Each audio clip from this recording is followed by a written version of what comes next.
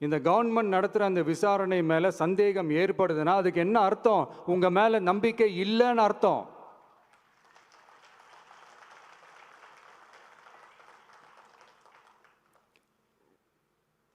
இதெல்லாம் ஏன் எதுக்காகன்னு முதல்வர் அவர்களுக்கு புரியுதா?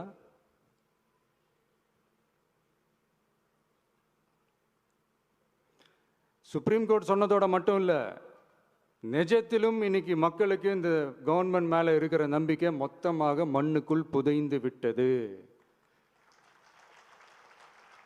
இதுவாவது முதல்வர் அவர்களுக்கு புரியுதா? புரியலனா 2026 தேர்தலில் இந்த திமுக தலைமைக்கு மக்கள் இன்னும் ஆழமா அழுத்தமா புரிய வைப்பாங்க. அப்ப கூட இவங்க என்ன பண்ணுவாங்க தெரியும்ல, 5 வருஷத்துக்கு ஒரு வாட்டி பழக்க தோஷத்தில் ஒரு அறிக்கை ஒன்று வெளியிடுவாங்களே, மக்கள் தீர்ப்புக்கு தலை வணங்குகிறோம்